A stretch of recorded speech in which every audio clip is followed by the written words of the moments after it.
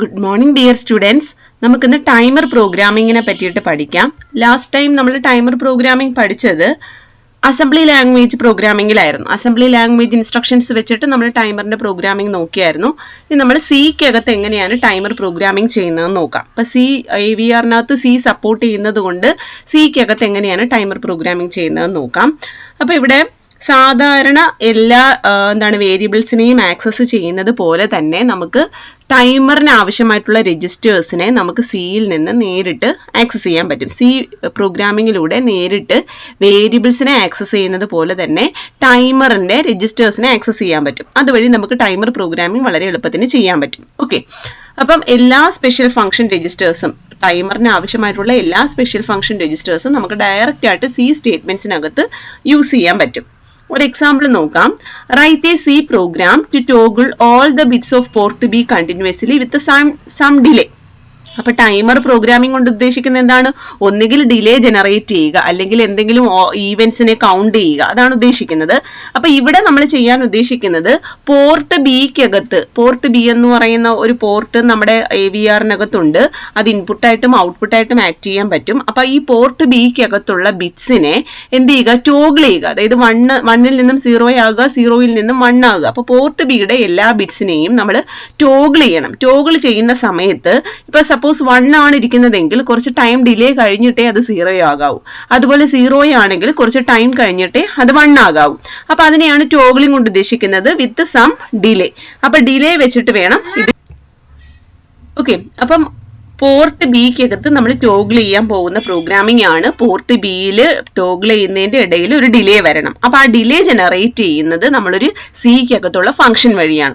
അപ്പൊ ഇവിടെ നമുക്ക് നോക്കാം, ഒരു സി പ്രോഗ്രാമിംഗ് ആണ്. AVRനകത്തുള്ള ഇന്റ് മെയിൻ DDRB = 0xFF. അതായത് DDRB എന്ന് പറയുന്നത് പോർട്ട് ബിയുടെ ഡയറക്ഷൻ രജിസ്റ്റർ ആണ്. ഡയറക്ഷൻ രജിസ്റ്ററിനകത്ത് പോർട്ട് ബിയുടെ ഡയറക്ഷൻ രജിസ്റ്ററിനകത്ത് എല്ലാ ബിറ്റ്സും 1 ആക്കി കഴിഞ്ഞാൽ പോർട്ട് ബി ഔട്ട്പുട്ട് ആയിട്ട് ആക്ട് ചെയ്യും.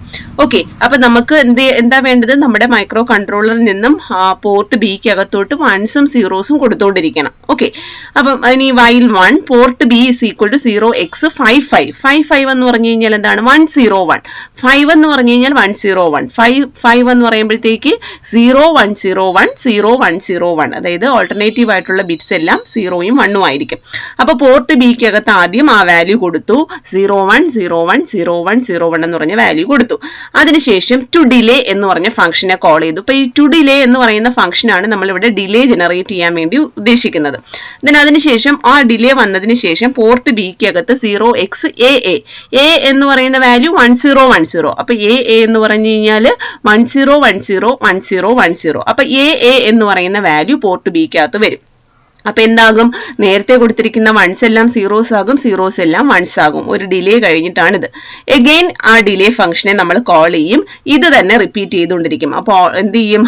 ഒരു ഡിലേ വെച്ചിട്ട് പോർട്ട് ബിയുടെ ആൾട്ടർനേറ്റീവ് ബിറ്റ്സ് എന്തായിക്കൊണ്ടിരിക്കും? 0സും 1സും ആയിക്കൊണ്ടിരിക്കും. ഓക്കെ, ഇനി നമുക്ക് ആ ഡിലേ ഫംഗ്ഷൻ എന്താണെന്ന് നോക്കാം. ടു ഡിലേ എന്ന് പറയുന്ന ഫംഗ്ഷൻ നമ്മൾ ഡിഫൈൻ ചെയ്യാൻ പോവാണ്. ഇതിനകത്ത് നമ്മൾ ടൈമറിന്റെ രജിസ്റ്റേഴ്സ് ഒക്കെ യൂസ് ചെയ്തിട്ടുണ്ട്. സ്പെഷ്യൽ കുറെ ഫംഗ്ഷൻ രജിസ്റ്റേഴ്സ് ഒക്കെ ഉണ്ട് ടൈമറിന് വേണ്ടിയിട്ട്.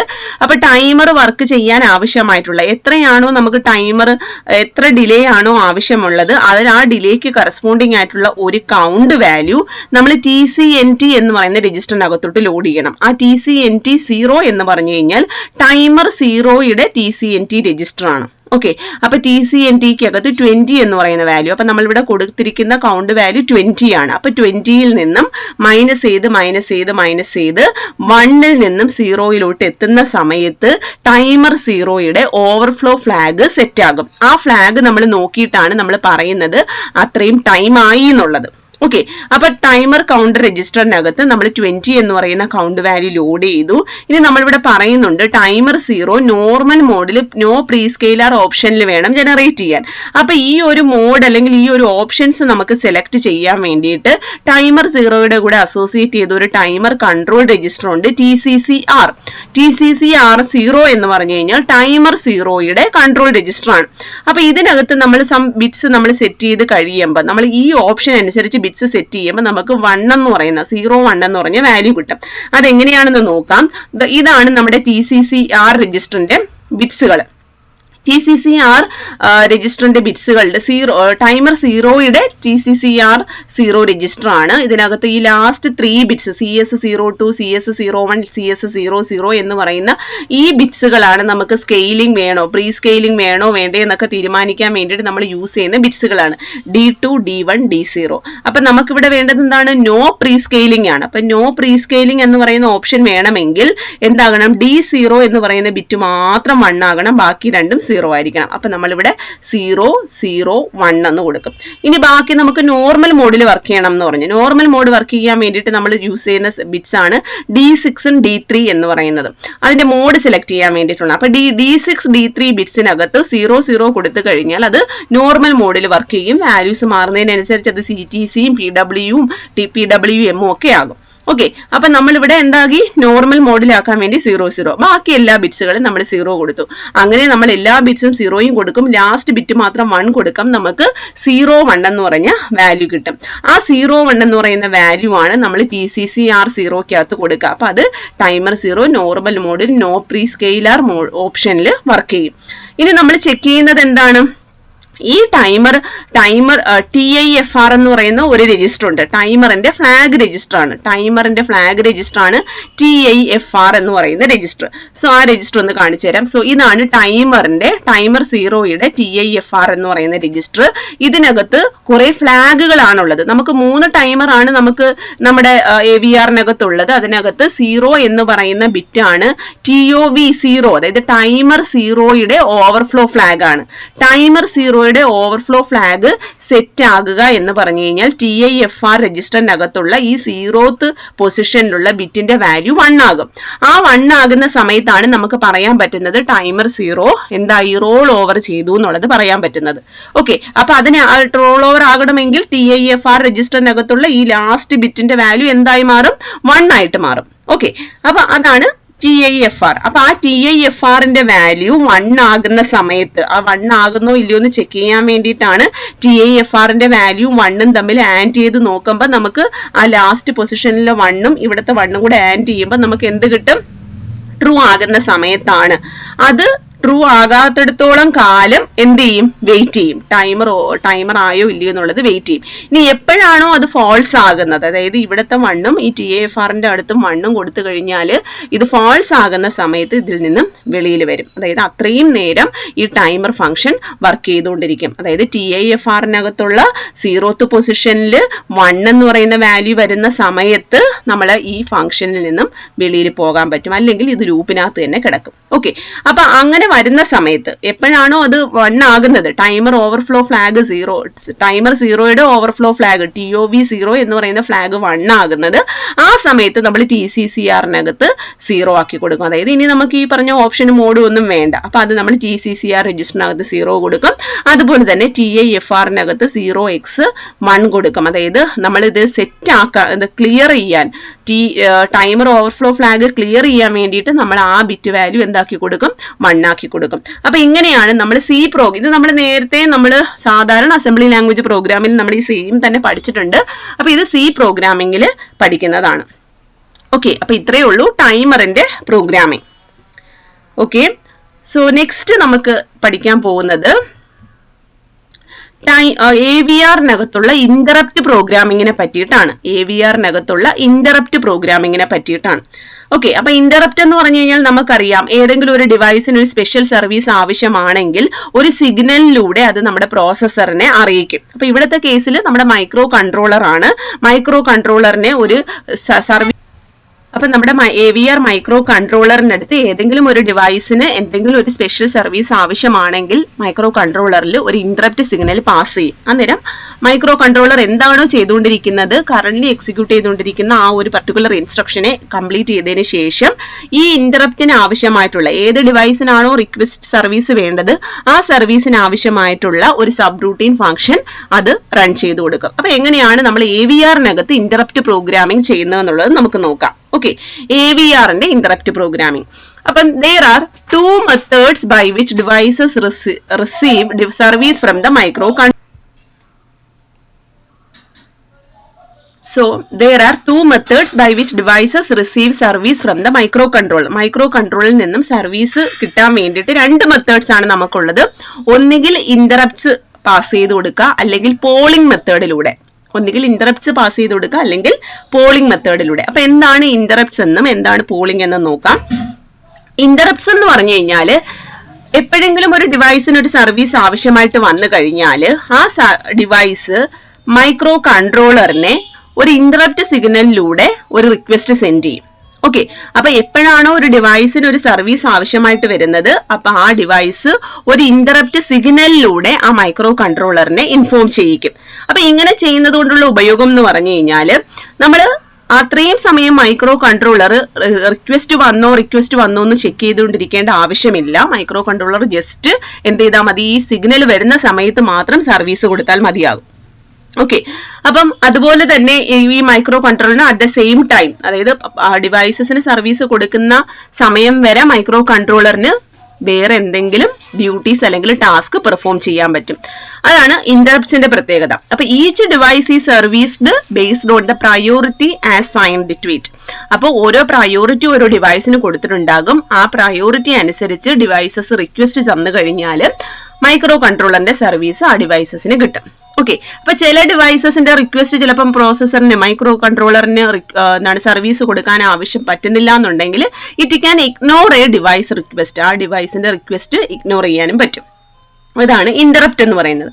ഇനി പോളിംഗ് എന്ന് പറഞ്ഞു കഴിഞ്ഞാൽ the micro controller continuously monitors the status of A given device. ആ ഡിവൈസിന്റെ സ്റ്റാറ്റസ് കണ്ടിന്യൂസ് ആയിട്ട് ചെക്ക് ചെയ്തുകൊണ്ടിരിക്കും. അപ്പൊ ആ സെയിം ടൈമിൽ മൈക്രോ കൺട്രോളറിന് വേറെ ടാസ്ക് ഒന്നും ചെയ്യാൻ പറ്റത്തില്ല. മൈക്രോ കൺട്രോളർ കണ്ടിന്യൂസ് ആയിട്ട് ഇതിന്റെ ഈ ഏത് ഡിവൈസിന്റെ ആണോ നമുക്കിപ്പോ സർവീസ് കൊടുക്കേണ്ടത് ആ ഡിവൈസിന്റെ സ്റ്റാറ്റസ് ചെക്ക് ചെയ്തുകൊണ്ടിരിക്കേണ്ടി വരും. അപ്പൊ ഇങ്ങനെ വരുമ്പോഴത്തേക്ക് മൈക്രോ കൺട്രോളറിന്റെ ടൈം വെറുതെ നമുക്ക് വേസ്റ്റ് ചെയ്യേണ്ടി വരും. ഓക്കെ, അതുപോലെ തന്നെ it cannot ignore A device request. ഈ ഒരു ഡിവൈസിന്റെ റിക്വസ്റ്റ് ഒരിക്കലും മൈക്രോ കൺട്രോളറിന് പോളിംഗ് മെത്തേഡിൽ നമുക്ക് ഇഗ്നോർ ചെയ്യാനും പറ്റത്തില്ല. ഇന്ററപ്റ്റിലാണെങ്കിൽ അത് പോസിബിൾ ആകും. ഓക്കെ, അപ്പൊ ഇതാണ് ഇന്ററപ്റ്റ് മെത്തേഡും പോളിംഗ് മെത്തേഡും എന്ന് പറയുന്നത്. അപ്പൊ നമ്മൾ പഠിക്കാൻ പോകുന്നത് ഇന്ററപ്റ്റ് മെത്തേഡിനെ പറ്റിയിട്ടാണ്. അപ്പൊ എന്താണ് ഇന്ററപ്റ്റ് സർവീസ് റൂട്ടീൻ എന്ന് നോക്കാം. അപ്പം എപ്പോഴെങ്കിലും ഒരു ഇന്ററപ്റ്റ് അല്ലെങ്കിൽ ഒരു ഇന്ററപ്റ്റ് സിഗ്നൽ മൈക്രോ കൺട്രോളറിന് കിട്ടിക്കഴിഞ്ഞാൽ ആ ഇന്ററപ്റ്റിന് കറസ്പോണ്ടിങ് ആയിട്ട് ഒരു പ്രൊസീജിയർ ഉണ്ടാവും, അതിനൊരു സർവീസ് ഉണ്ടാകും. ആ സർവീസ് എന്ന് പറയുന്നത് ഒരു ഫംഗ്ഷൻ ആയിട്ട് നമ്മുടെ മെമ്മറിക്കകത്ത് ഏതെങ്കിലും ഒരു പർട്ടിക്കുലർ ലൊക്കേഷനിൽ കിടക്കുമായിരിക്കും. ആ പ്രൊസീജിയറിനെ അല്ലെങ്കിൽ ആ ഫംഗ്ഷനെയാണ് നമ്മൾ ഇന്ററപ്റ്റ് സർവീസ് റൂട്ടീൻ എന്ന് പറയുന്നത്.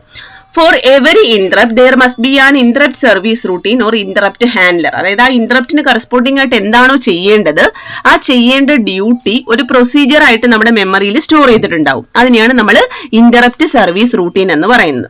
അപ്പൊ എപ്പോഴാണോ ഈ ഇന്ററപ്റ്റ് ഇൻവോക്ഡ് ആകുന്നത് മൈക്രോ കൺട്രോളർ ആ ഇന്ററപ്റ്റിന് കറസ്പോണ്ടിങ് ആയിട്ടുള്ള ഇന്ററപ്റ്റ് സർവീസ് റൂട്ടീനെ റൺ ചെയ്യണം. ആ ഫംഗ്ഷനെ റൺ ചെയ്യുമ്പോൾ അതിന് സർവീസ് കിട്ടി. ഇനി ഇതൊരു ഫംഗ്ഷൻ ആയിട്ടാണ് കൊടുത്തിരിക്കുന്നതെന്ന് പറഞ്ഞു, ഒരു പ്രൊസീജിയർ ആയിട്ടാണ് കൊടുത്തിരിക്കുന്നതെന്ന് പറഞ്ഞു. ഈ പ്രൊസീജിയറിന്റെ ലാസ്റ്റ് സ്റ്റേറ്റ്മെന്റ്, അതായത് കുറെ ഇൻസ്ട്രക്ഷൻസ് ആയിരിക്കും, ഈ ഇൻസ്ട്രക്ഷൻസിനകത്തുള്ള ലാസ്റ്റ് സ്റ്റേറ്റ്മെന്റ് ഒരു റിട്ടേൺ ഇൻസ്ട്രക്ഷൻ ആയിരിക്കും. റിട്ടേൺ ഇൻസ്ട്രക്ഷൻ വരുന്ന സമയത്താണ് ഇത് എവിടെയാണോ ഈ ഇന്ററപ്റ്റിന് ഇൻവോക്ക് ആയത് ആ പ്രീവിയസ് സ്റ്റേറ്റിലോട്ട് ഇത് റിട്ടേൺ ചെയ്യും. ഓക്കെ, അപ്പൊ ഓരോ ഇന്ററപ്റ്റിനും കറസ്പോണ്ടിങ് ആയിട്ട് ഓരോ ഇന്ററപ്റ്റ് സർവീസ് റൂട്ടീൻ ഉണ്ടാകും. ഈ ഇന്ററപ്റ്റ് സർവീസ് റൂട്ടീൻ എല്ലാം തന്നെ ഒരു പർട്ടിക്കുലർ ലൊക്കേഷനകത്ത് മെമ്മറിയിൽ സ്റ്റോർ ചെയ്തിരിക്കുകയായിരിക്കും. ഇതിനെയാണ് നമ്മൾ ഇന്ററപ്റ്റ് വെക്റ്റർ ടേബിൾ എന്ന് പറയുന്നത്. അതായത് ഈ ഇന്ററപ്റ്റ് സർവീസ് റൂട്ടീൻസിന്റെ എല്ലാം മെമ്മറീസ് സ്റ്റോർ ചെയ്തിരിക്കുന്ന ഒരു ടേബിൾ ഉണ്ട്. The group of memory locations set aside to hold the addresses of ISRs is called the interrupt vector table. Interrupt vector table എന്ന് പറഞ്ഞു കഴിഞ്ഞാൽ ഈ പറഞ്ഞിരിക്കുന്ന കുറെ ഇന്ററപ്റ്റുകൾ കാണും. ആ ഇന്ററപ്റ്റുകൾക്ക് കറസ്പോണ്ടിങ് ആയിട്ടുള്ള ഇന്ററപ്റ്റ് സർവീസ് റൂട്ടീൻസ് കാണും. ഈ ഇന്ററപ്റ്റ് സർവീസ് റൂട്ടീൻസിന്റെ എല്ലാ മെമ്മറി ലൊക്കേഷൻസ് സെറ്റ് ചെയ്ത് വെച്ചിരിക്കുന്നതിനെയാണ് നമ്മൾ ഇന്ററപ്റ്റ് വെക്റ്റർ ടേബിൾ എന്ന് പറയുന്നത്. അപ്പൊ ഇന്ററപ്റ്റ് സർവീസ് റൂട്ടീനും ഇന്ററപ്റ്റ് വെക്റ്റർ ടേബിളുമാണ് ഇപ്പൊ പറഞ്ഞത്. ഓക്കെ, അപ്പൊ ഇന്ററപ്റ്റ് സർവീസ് റൂട്ടീൻ എന്ന് പറഞ്ഞു കഴിഞ്ഞാൽ ഒരു ഇന്ററപ്റ്റിന് കറസ്പോണ്ടിങ് ആയിട്ട് നമ്മൾ പെർഫോം ചെയ്യുന്ന സർവീസ് ഒരു ഫംഗ്ഷൻ ആയിട്ട് മെമ്മറി ലൊക്കേഷനിൽ സ്റ്റോർ ചെയ്ത് വെച്ചിട്ടുണ്ട്. ആ ഫംഗ്ഷൻ നമ്മൾ പെർഫോം ചെയ്യണം. ആ ഇന്ററപ്റ്റ് വന്നു കഴിഞ്ഞാൽ ആ സർവീസ് നമ്മൾ പെർഫോം ചെയ്യണം. അങ്ങനെയുള്ള കുറെ ഇന്ററപ്റ്റ് സർവീസ് റൂട്ടീൻസ് ഉണ്ട്. അതിന്റെ എല്ലാം അഡ്രസ്സസ് നമ്മൾ ഹോൾഡ് ചെയ്ത് വെച്ചിട്ടുണ്ട്. അത് ഹോൾഡ് ചെയ്ത് വെച്ചിരിക്കുന്ന ആ ഗ്രൂപ്പ് ഓഫ് മെമ്മറി ലൊക്കേഷൻസിനെയാണ് നമ്മൾ ഇന്ററപ്റ്റ് വെക്റ്റർ ടേബിൾ എന്ന് പറയുന്നത്. ഓക്കെ, അപ്പൊ എങ്ങനെയാണ് ഒരു ഇന്ററപ്റ്റിനെ നമ്മൾ എക്സിക്യൂട്ട് ചെയ്യുന്നത് നോക്കാം. അതായത് ഒരു ഇന്ററപ്റ്റ് വന്നു കഴിഞ്ഞാൽ എന്തൊക്കെ സ്റ്റെപ്സ് ആണ് നമ്മൾ പെർഫോം ചെയ്യുന്നത് നമുക്ക് നോക്കാം. ഓക്കെ, അപ്പൊ എപ്പോഴാണോ ഒരു ഇന്ററപ്റ്റ് വരുന്നത്, അപ്പം കറന്റ്ലി മൈക്രോ കൺട്രോളർ ഏതെങ്കിലും ഒരു പർട്ടിക്കുലർ പ്രോഗ്രാമിന്റെ ടാസ്കിന്റെ ഒരു ഇൻസ്ട്രക്ഷൻ എക്സിക്യൂട്ട് ചെയ്തുകൊണ്ടിരിക്കുകയായിരിക്കും. ആ ഇൻസ്ട്രക്ഷനെ ഫിനിഷ് ചെയ്യും. ഏത് ഇൻസ്ട്രക്ഷൻ ആണോ കറന്റ്ലി എക്സിക്യൂട്ട് ചെയ്തുകൊണ്ടിരിക്കുന്നത് ആ ഇൻസ്ട്രക്ഷനെ ഫിനിഷ് ചെയ്യും. ഫിനിഷ് ചെയ്തതിന് ശേഷം സപ്പോസ് ഇപ്പൊ 2000 എന്ന് പറയുന്ന ഒരു ഇൻസ്ട്രക്ഷൻ ആണ് എക്സിക്യൂട്ട് ചെയ്തുകൊണ്ടിരിക്കുന്നതെങ്കിൽ ഇനി എക്സിക്യൂട്ട് ചെയ്യേണ്ടത് 2001 ഇൻസ്ട്രക്ഷൻ ആയിരുന്നു. പക്ഷേ 2000 ഇൻസ്ട്രക്ഷൻ എക്സിക്യൂട്ട് ചെയ്തുകൊണ്ടിരുന്ന സമയത്ത് ഒരു ഇന്ററപ്റ്റ് ജനറേറ്റ് ആയി. അപ്പൊ നമ്മൾ എന്താ ചെയ്യേണ്ടത്? ഇന്ററപ്റ്റ് സർവീസ് റൂട്ടീൻ ചെയ്തിട്ട് തിരിച്ചു വരുമ്പം ഈ 2001 ഇൻസ്ട്രക്ഷൻ വേണം എക്സിക്യൂട്ട് ചെയ്യാൻ. അതിന് വേണ്ടിയിട്ട് ഈ 2001 എന്ന് പറയുന്ന വാല്യൂ, ആ വാല്യൂ പ്രോഗ്രാം കൗണ്ടറിനകത്ത് കാണും. ആ പ്രോഗ്രാം കൗണ്ടറിന്റെ വാല്യൂ നമ്മൾ സ്റ്റാക്കിനകത്തോട്ട് സ്റ്റോർ ചെയ്ത് വെക്കണം. സ്റ്റാക്കിനകത്തോട്ട് പ്ലേസ് ചെയ്ത് കഴിഞ്ഞാൽ എപ്പോഴാണോ ഇനി നമുക്ക് ഈ വാല്യൂ ആവശ്യമായിട്ട് വരുന്നത് അന്നേരം സ്റ്റാക്കിൽ നിന്ന് നമുക്ക് പോപ്പ് ഔട്ട് ചെയ്താൽ മതിയാകും. അപ്പം കറണ്ട് ഇൻസ്ട്രക്ഷനെ എന്ത് ചെയ്യും? കംപ്ലീറ്റ് ചെയ്യും. കംപ്ലീറ്റ് ചെയ്തതിന് ശേഷം പ്രോഗ്രാം കൗണ്ടറിന്റെ വാല്യൂ സേവ് ചെയ്യും. പ്രോഗ്രാം കൗണ്ടറിനകത്ത് നെക്സ്റ്റ് ഇൻസ്ട്രക്ഷന്റെ അഡ്രസ് ഉണ്ടാകും, അത് സ്റ്റോർ ചെയ്യും. എന്നിട്ട് വേണം നമ്മൾ ഇന്ററപ്റ്റ് സർവീസ് റൂട്ടീനകത്തുള്ള ആ പർട്ടിക്കുലർ സർവീസ് നമ്മൾ റൺ ചെയ്യാൻ. Then it jumps to a fixed location in memory called the interrupt vector table. ആ interrupt vector ടേബിളിനകത്തുള്ള ഏത് സർവീസ് റൂട്ടീൻ ആണോ നമുക്ക് എക്സിക്യൂട്ട് ചെയ്യേണ്ടത് ആ മെമ്മറി ലൊക്കേഷനകത്തോട്ട് ജമ്പ് ചെയ്യും. ഓക്കെ, അതിനുശേഷം അവിടെയുള്ള ഇൻസ്ട്രക്ഷൻസ് 1 by 1 ആയിട്ട് എക്സിക്യൂട്ട് ചെയ്യും. എക്സിക്യൂട്ട് ചെയ്തതിന് ശേഷം എന്ത് ചെയ്യും? ആ സർവീസ് റൂട്ടീനകത്തുള്ള ലാസ്റ്റ് ഇൻസ്ട്രക്ഷൻ റിട്ടേൺ എന്ന് പറയുന്ന ഇൻസ്ട്രക്ഷൻ ആയിരിക്കും. ആ റിട്ടേൺ എന്ന് പറയുന്ന ഇൻസ്ട്രക്ഷൻ എക്സിക്യൂട്ട് ചെയ്യുന്ന സമയത്ത് എന്ത് ചെയ്യും? നമ്മൾ പ്രോഗ്രാം കൗണ്ടറിനകത്തുള്ള ഫസ്റ്റ് എപ്പോഴാണോ നമ്മൾ സർവീസ് റൂട്ടീനിലോട്ട് വന്നത് ആ സമയത്ത് നമ്മൾ ഒരു പ്രീവിയസ് വാല്യൂ, ഞാൻ നേരത്തെ പറഞ്ഞതുപോലെ 2001 എന്ന് പറയുന്ന വാല്യൂ നമ്മൾ സ്റ്റാക്കിനകത്ത് സ്റ്റോർ ചെയ്ത് വെച്ചിട്ടുണ്ട്. ആ വാല്യൂ നമ്മൾ റീലോഡ് ചെയ്ത് 2001 മുതൽ ഇൻസ്ട്രക്ഷൻസ് എക്സിക്യൂട്ട് ചെയ്യാൻ തുടങ്ങും. ഓക്കെ, അപ്പൊ microcontroller starts to execute the interrupt service subroutine ഉള്ള എല്ലാ ഇൻസ്ട്രക്ഷൻസും 1 by 1 ആയിട്ട് എക്സിക്യൂട്ട് ചെയ്യും.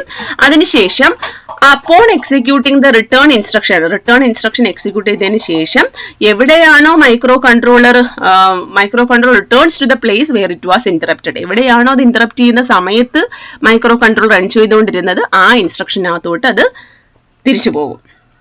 ഓക്കെ, അപ്പം it finishes the instruction it is currently executing and saves the addresses of the next instruction.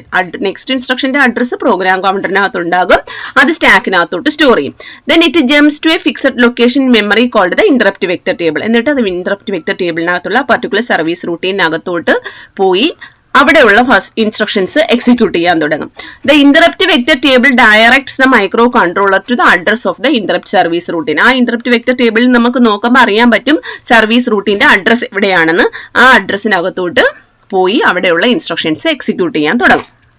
Then microcontroller starts to execute the interrupt service routine until it reaches the last instruction of the subroutine.